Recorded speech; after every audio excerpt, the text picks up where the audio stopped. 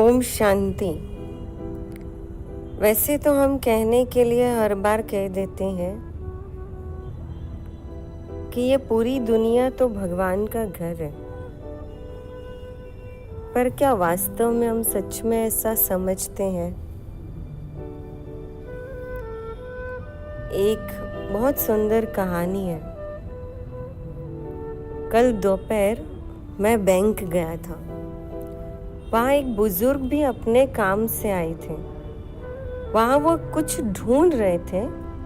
मुझे लगा शायद उन्हें पेन चाहिए, इसलिए उनसे पूछा तो वो बोले कि बीमारी के कारण मेरे हाथ पांव कांप रहे हैं और मुझे पैसे निकालने की स्लिप भरनी है, तो उसके लिए मैं देख रहा हूँ कि कोई मदद करे। मैं बोला, आपको कोई हर्ज ना हो तो मैं आपकी स्लिप भर देता हूँ। तो उन्होंने मुझे स्लिप भरने की अनुमति दे दी। मैंने उनसे पूछकर स्लिप भर दी। रकम निकालकर उन्होंने मुझसे पैसे गिनने को कहा। मैंने पैसे भी गिन दिए। हम दोनों एक ही साथ बैंक से बाहर आए तो बोले, सॉरी, तुम्हें थोड़ा कष्ट तो होगा, परंतु मुझे रिक्शा करवा दो। इस भरी दोपहर में मैं रिक्शा मिलना तो बड़ा कष्टकारी होता है। तो मैं बोला कि मुझे भी उसी तरफ जाना है, तो मैं आपको कार से छोड़ देता हूँ। वो तैयार हो गए। हम उनके घर पहुँचे। 60 बाई 100 का एक प्लॉट पर बना हुआ घर, क्या बंगला ही कह सकते हैं। घर में उनकी वृद्ध पत्नी थी। वो थोड़ी डर गई कि उनको कुछ हो तो नहीं गया, कि जिसके कारण उन्हें छोड़ने एक अपरिचित व्यक्ति घर तक आया।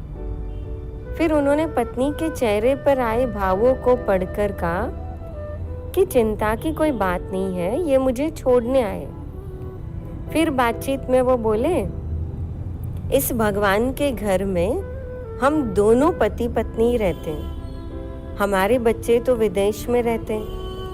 मैंने जब उन्हें भगवान के घर के बारे में पूछा तो उन्होंने बताया कि हमारे परिवार में भगवान का घर कहने की पुरानी परंपरा है। अब इसके पीछे भावना ये है कि घर भगवान का है और हम उस घर में रहते हैं, जबकि लोग कहते हैं कि घर हमारा है और हम भगवान हमारे घर में रहते हैं। मैंने विचार किया, दोनों कथनों में कितना अंतर है। तदुपरांत वो बोले, भगवान का घर बोला तो अपने से कोई नकारात्मक कार्य नहीं होते और हमेशा सद्विचारों से ओत प्रोत रहते। हाँ, बाद में मजाकिया लहजे में बोले, लोग तो मृत्यु के बाद भगवान के घर जाते, परंतु हम तो जीते जी भगवान के घर का आनंद ले रहे। ये वाक्य ही मैंने जैसे भगवान ने दिया कोई प्रसाद ही है। भगवान ने ही मुझे उनको घर छोड़ने की प्रेरणा दी। घर भगवान का और हम उनके घर में रहते।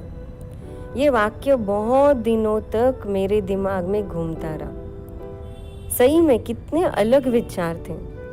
हमको प्रत्येक उपरोक्त प्रसंग से प्रेरित होकर अगर हम इस पर अमल करेंगे तो हमारे और आने वाली पीढ़ियों के विचारों को भी हम वैसे ही बना सकते हैं। तो अच्छे कार्य का आरंभ जब से भी करो वो नई सुबह है।